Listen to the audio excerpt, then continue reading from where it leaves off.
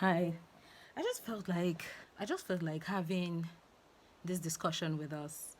So there was a post on Twitter, and the user was asking, why is it that children are so recalcitrant, and why is it that she thinks it was just she thought it was just American movies depicting the attitudes of teenagers, their foul attitude to their parents, talking back at their parents, and things like that. And she felt it was just the movies, but she was genuinely asking if this was something that was happening in real life.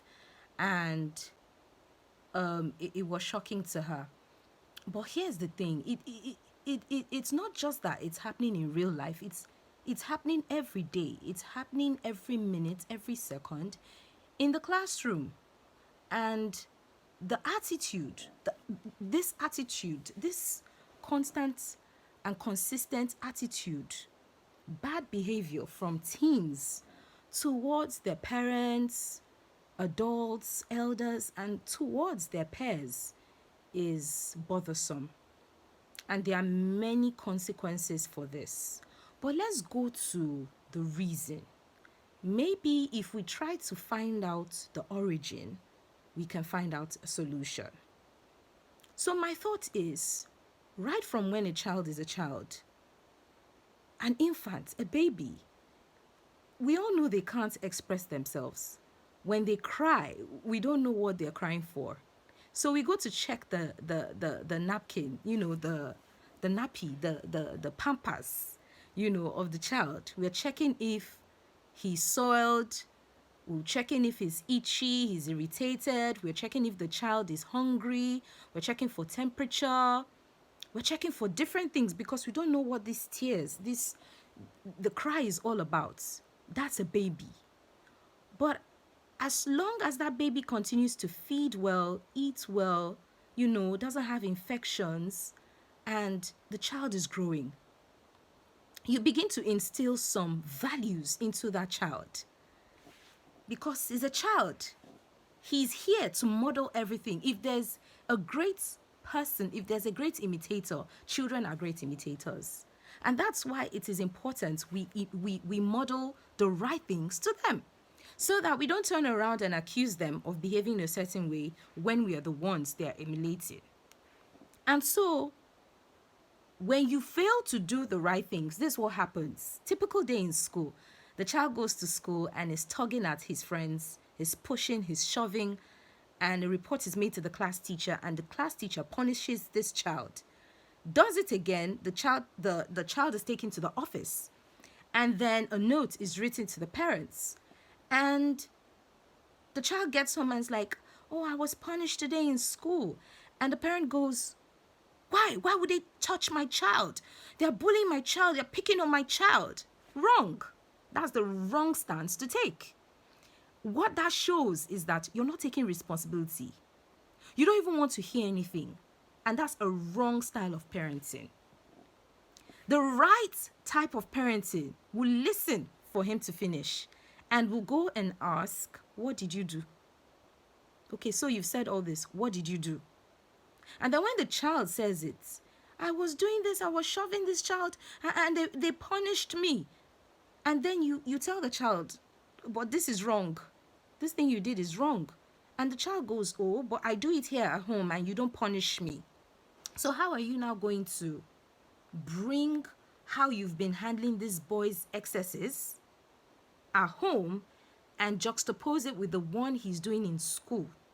How are you going to explain to him that you have been allowing him, you have been indulging him to get away with these excesses?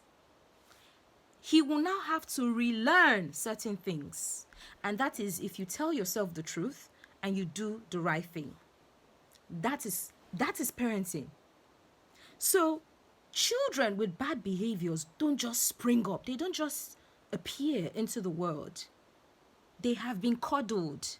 They have been given the allowance. They have been let go. They have been given that freedom. They've been given that independence to do anything they want without consequences. And that is why there's entitlement. And that is why some people feel they're entitled to people's money. people's shoes, people's clothes, people's time. It's because the parents did not teach them that for every action, there's a result. The parents didn't teach them that, look, if you're rude to someone outside, you will get reported. If you do something, if you steal, you will get arrested. We are a society that don't believe in consequences for our actions. We are a society that has imbibed the wrong set of values in children. And that is the result of poor parenting. So what do you do? I'm talking from the level of a teacher who I've had experiences with children from all walks of life. I've had experiences with parents from all walks of life. And I would tell you for a fact that parents who have excelled in the books of teachers are parents who are actively involved. You see them in the morning, 6:30 a.m. They're already in school with their children. They walk up the stairs. They come there. In the afternoons, they're there. At games, they're there. For events, they're there. If they can't make it, they call. They want to know how their children are faring. Even when they don't have that time, they find a way to make it up to that child and make the child know that I'm with you. You're not alone. I'm with you. The failure is that you think that children don't have emotions. You feel that you've brought them to this world. Okay, let the world take care of them. Wrong. If you've brought them into this world, if God has given you that grace to bring them into this world, it's now left for you to do the job. The job is instilling values in them. I mean, you walk up to the normal teenager on the street, you do something nice for them, and they don't say thank you. Parents should be teaching their children how to say thank you, to use their magic words. Sorry, please, thank you, I beg your pardon. Good morning, good afternoon, good evening. Greetings are universal. Greeting is a universal language. I don't know about you, but greeting is a universal language. So if the parents don't have these values, how are they going to give what they don't have? It's not possible. If a parent does not believe in hard work and integrity, how do you think that child is going to learn it? Where do you think that child is going to learn it? What are the chances that that child is going to learn about integrity? If a parent is not a reader, if the husband is not a reader, the wife is not a reader, how do you want this child to like reading? Reading is a culture. It's just like taking your snacks, observing a siesta. Reading is also like that. It's a culture. It's a way of life. So what you see in the society today is as a result of what the adults are putting out there. So if the society lacks values, it is coming from the home. A valueless society is a destructive society, as we can see today. We need to start teaching the right things. First of all, you take accountability for your wrongs. Take accountability where you have messed up, where you have gotten it wrong. Acknowledge that you're wrong and start afresh. Start afresh. Start afresh. There's always time to start afresh. Pick up from where you last stopped. The second thing is have God in the family. I believe that for young parents or people that are finding it hard, the three things that can work for you, especially with African parents that are relocating to the Western world, we have values.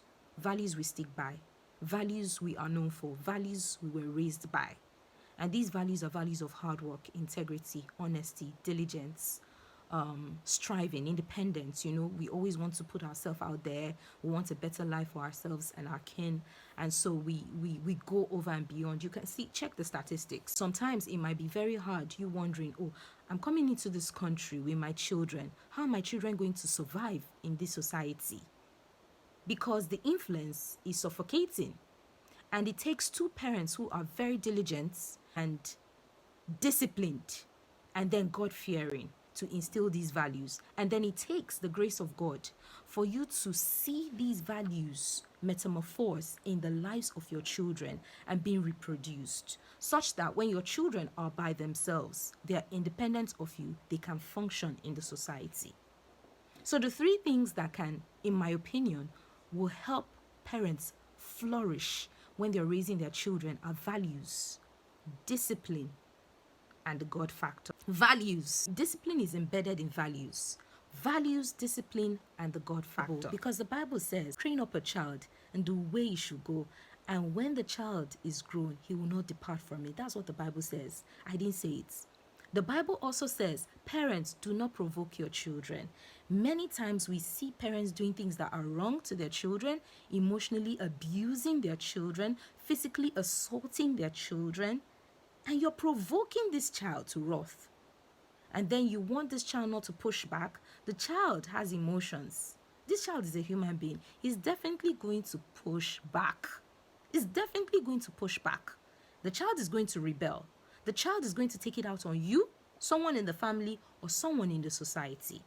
Because no child just wakes up and becomes a murderer or a thief or a violent person. That habit would have been stimulated over time. And you will not tell me that this child did not have family members, friends, a close circuit of people who did not observe and see these traits in that child. We are not fooling anyone. We are not fooling anyone. If one person's mistake can wipe out a whole generation, then we need to start looking out for each other. There's something we believe in Nigeria. It's called community parenting. When I see my friend's child doing something wrong, I have the right to say, hey, come here, come here. I have the right to correct that child. So what that child understands is, if I can mess up in the open, there are 20 moms in the open. If there are 20 moms in the open, 10 of them know my mom and they are representing my mom, and then they're going to do what my mom would do. I better not do it. That's community parenting. I think we should try it. You see, when we say we are independent, nobody should talk to my child, we can see the results. Nobody should talk to your child, but your child is blowing up a school. Nobody should talk to your child, but your child is bullying someone in class. You're the pastor in church, you don't know that your child is bullying someone in class. Is having good values, fantastic values in the lives of these children. Children cannot model themselves. You have to model their lives for them until they get to a certain age and they can think for themselves, they can make decisions for themselves, they can carry on for themselves. I think we should try it. Thank you.